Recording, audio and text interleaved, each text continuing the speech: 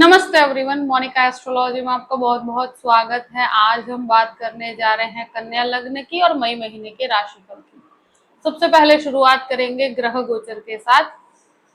सूर्य 1 से 14 तारीख तक मेष राशि के अंदर रहेंगे और 15 तारीख से वृषभ राशि के अंदर चले जाएंगे।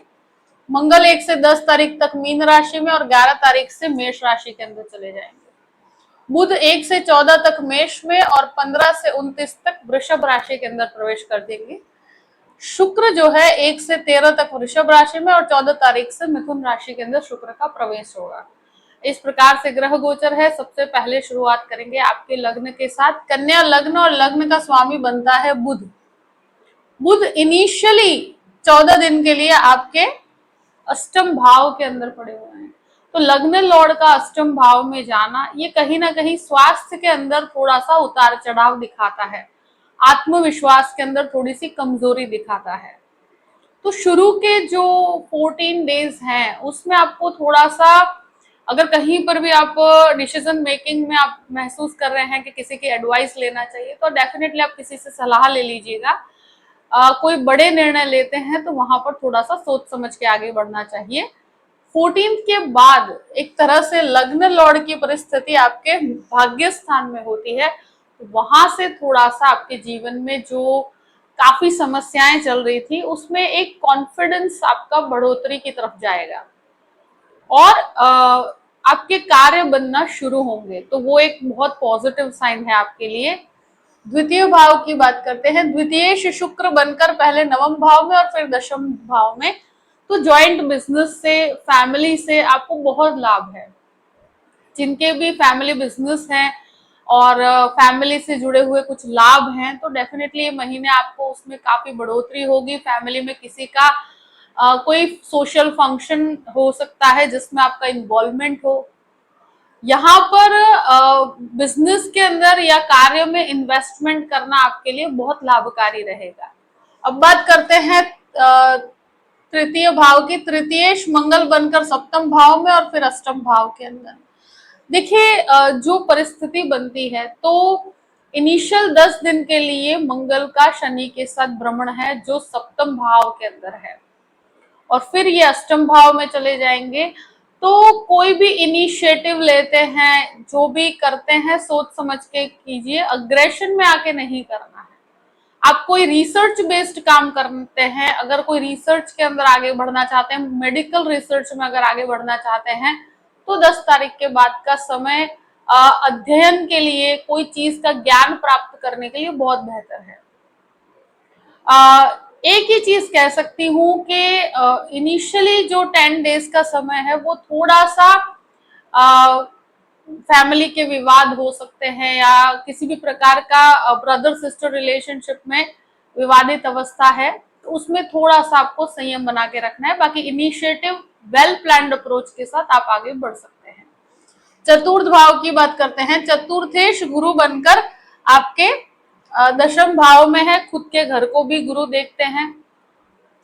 एक अच्छी पोजीशन है, प्रॉपर्टी लेना चाहते हैं, प्रॉपर्टी बेचना चाहते हैं, इन कार्यों के लिए बेहतर समय है, आप कर सकते हैं। हेरिडिटी की प्रॉपर्टी से संबंधित लाभ आपको 11 तारीख के बाद मिलेंगे, जो आपके लिए फायदे कारक है। फैमिली की प्रॉपर्टी से डेफिनेटली लाभ है। कंस्ट्रक्शन के अंदर भी आपको लाभ की प्राप्ति होगी। पंचम भाव की बात करते हैं। पंचमेश शनि बनकर सप्तम भाव में है और देखिए, टेक्निकल स्टूडेंट्स के लिए संघर्ष करके सफलता की तरफ लेकर जाएगा ये। एक चीज जरूर कहूंगी कि इस महीने स्टूडेंट्स को भी काफी रिलीफ महसूस होगा और आप 11 तारीख के बाद डेफिनेटली यहाँ पर बहुत पॉजिटिव रिजल्ट्स मिलेंगे। 14 के बाद और भी ज्यादा पॉजिटिव रिजल्ट्स मिलेंगे। मेहनत का ऑप्शन कोई नहीं है, आपको मेहनत तो करनी ही पड़ेगी क्योंकि पंचम भाव का स्वामी शनि है। बच्चों के साथ कोई विवादित परिस्थिति हो तो उसमें आपको बहुत मेच्योरिटी से परिस्थितियों को हैंडल करना होगा। जो स्टूडेंट्स हैं वो बहुत वेल परफॉर्म्ड कर पाएंगे और यहाँ कॉन्फिडेंस आपके कार्य बनने पर ही आपको रीगेन होगा। तो ये चीज डेफिनेटली आपके लिए फायदे कारक है। शेयर मार्केट से संबंधित लाभ जो होते हैं वो 11 तारीख के बाद आपको प्राप्त होंगे, जो आपके लिए फायदे कारक ही है। अब बात करते हैं छठे घर की। छठे घर का स्वामी सप्तम भाव में राहु यहाँ पर स्थित है। जो भी हेल्थ इश्यूज है, स्वास्थ्य संबंधित समस्या, शुरू के 14 डेज आपके स्वास्थ्य का ध्यान रखना है। स्टमक रिलेटेड प्रॉब्लम, लीवर संबंधित समस्याएं यहाँ पर आपको थोड़ा सा परेशान कर सकती है। आपके लाइफ पार्टनर की हेल्थ को लेकर भी आपको कॉन्शियस रहना होगा। शत्रु यहाँ पर हावी नहीं हो पाएंगे।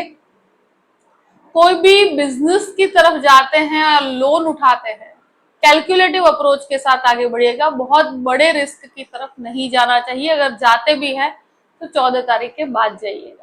अब बात करते हैं सप्तम भाव की। देखिए, सप्तम भाव का स्वामी दशम भाव में है। बिजनेस और कार्य के अंदर आपको लाभ की प्राप्तियां हैं।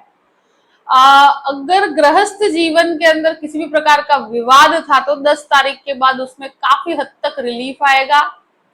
और यहां से मंगल निकल जाते हैं तो ये आपके लिए लाभकारी परिस्थिति रहेगी, क्योंकि जो झगड़े विवाद थे उसमें सॉल्यूशंस प्राप्त होंगे और काफी रिलीफ आएगा। आप जो करना चाहते हैं उसमें आप अगर बहुत शांति से कम्युनिकेट करते हैं तो डेफिनेटली आपको रिजल्ट्स पॉजिटिव मिलेंगे। यहाँ पर एक है कि कोई भी पार्टनरशिप करी हुई है तो उसमें भी 11 तारीख के बाद अगर कोई विवाद चल रहा है तो उसमें सॉल्यूशंस प्राप्त होंगे। बिजनेस के अंदर काफी अच्छे लाभ होने की संभावनाएं बनती है। और जो भी ऑयल का, कंस्ट्रक्शन का काम करते हैं उनको और भी ज्यादा फायदे कारक परिस्थिति है। कंसल्टिंग रिलेटेड काम करने वालों को लाभ की प्राप्तियां हैं। अब बात करते हैं अष्टम भाव की। देखिए, अष्टम भाव में मंगल उच्च के, सूर्य यहाँ पर 14 तक है, बुध यहाँ पर रहेंगे। ये थोड़ा सा हेल्थ इश्यूज को डिनोट करते हैं। व्हीकल चलाने में आपको थोड़ा सा ध्यान रखना होगा 11 तारीख के बाद। बहुत ज्यादा घबराने की परिस्थिति नहीं है, मगर ध्यान रखना पड़ेगा। अनिद्रा से संबंधित समस्या, शुरू के 14 डेज थोड़े से हेल्थ को लेकर स्ट्रगलिंग सिचुएशन है।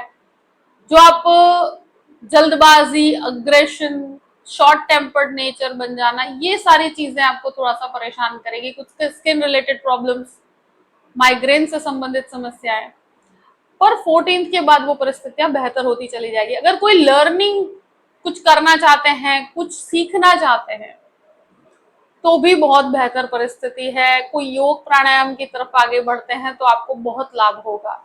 नवम भाव की बात करते हैं। नवम भाव में एक बेहतर परिस्थिति है कि शुक्र स्वगृही है। सूर्य यहाँ पर आएंगे 15 से। तो ये सारी परिस्थितियां जैसे ही 14 निकलता है आपको बहुत अच्छे लाभ प्राप्त होंगे। और वैसे शुक्र की पोजीशन देखी जाए तो पिता से बहुत अच्छे लाभ हैं। हायर एजुकेशन की तरफ जाना चाहते हैं, डेफिनेटली जा सकते हैं, उसको प्लान कर सकते हैं, तो एजुकेशन से संबंधित लाभ है।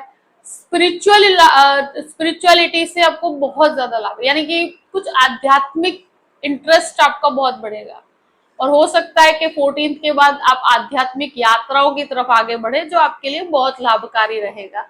भाग्य का पूर्ण सपोर्ट 14 के बाद है। जॉबलेस भी है तो वहां पर आपको जॉब की प्राप्ति बहुत अच्छी होगी। अब बात करते हैं दशम भाव की। दशमेश अष्टम में और फिर नवम में। दशम भाव में गुरु और शुक्र का एक योग बनता है, लाभकारी समय कहूंगी। शुक्र जो है वो आपके भाग्य स्थान का स्वामी बन के दशम भाव में सेकंड लॉर्ड बन के, तो ये एक बेहतर परिस्थिति है। जॉबलेस लोगों के लिए इस महीने जॉब की प्राप्ति, जॉब में ग्रोथ का समय कहूंगी। तो 14 से आपको इस चीज के लाभ देखने को भी मिलेंगे। शुरू के 14 डेज हो सकता है कि आपको लगे कि आपके कार्य नहीं बनेंगे, मगर यहाँ पर बनना शुरू हो जाएंगे। और ये एक टीचिंग क्षेत्र वालों के लिए बहुत बेहतर कॉम्बिनेशन है। अगर कुछ सिखाना चाहते हैं लोगों को, बहुत अच्छे से सिखा पाएंगे। आप 11th हाउस की बात करते हैं। 11th हाउस का स्वामी चंद्रमा है। मंगल का दृष्टि संबंध यहाँ पर पड़ेगा 10 तारीख के बाद, यानी कि 11 तारीख से। तो ये एक ऐसी परिस्थिति है कि ब्रदर सिस्टर रिलेशनशिप में उतार चढ़ाव की परिस्थितियां हैं, जिनको आपको बहुत ही मेच्योरिटी से हैंडल करना होगा। बाकी हेरिडिटी से संबंधित लाभ, फैमिली से संबंधित लाभ यहाँ पर जुड़े हुए हैं।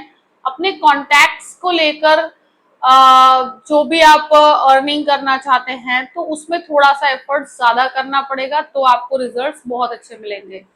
12th हाउस की बात करते हैं। 12th लॉर्ड जो है सूर्य बनकर आपके अष्टम में और फिर नवम के अंदर है, तो विदेश संबंधित लाभ जो होते हैं 15th से बहुत पॉजिटिव है। उससे पहले प्रोसेस आगे बढ़ेगा। विदेश जाने से संबंधित अगर कोई भी प्रकार का लोन करना चाहते हैं तो वो भी आप कर सकते हैं। एजुकेशन लोन के लिए भी परिस्थितियां बेहतर है। तो लीगल मैटर के अंदर कहीं पर भी आप अगर फंसे हुए हैं तो भी वहां पर एक तरह से देखा जाए कि पॉजिटिव सिचुएशन 15 तारीख के बाद की है, जो आपको रिजल्ट्स देंगी और बहुत पॉजिटिव रिजल्ट्स देंगी। तो शुरू के 14 डेज थोड़ा सा संभल के चलिएगा। अगर कोई दान करना चाहते हैं तो अमावस्या 16 मई को है, इस दिन दान कीजिएगा, तो बहुत हद तक आपके जीवन में जो भी दोष हैं उनको निवारण करने का दिन है। इस दिन किया हुआ दान बहुत ही पॉजिटिव रिजल्ट्स देता है।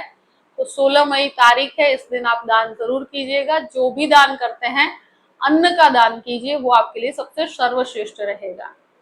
जो भी परिस्थिति है मैंने आपके सामने रख दी है। आई होप कि ये वीडियो आपको पसंद आया होगा। पसंद आया हो तो लाइक भी कीजिएगा और सब्सक्राइब भी कीजिएगा। Thank you so much. जय श्री कृष्ण।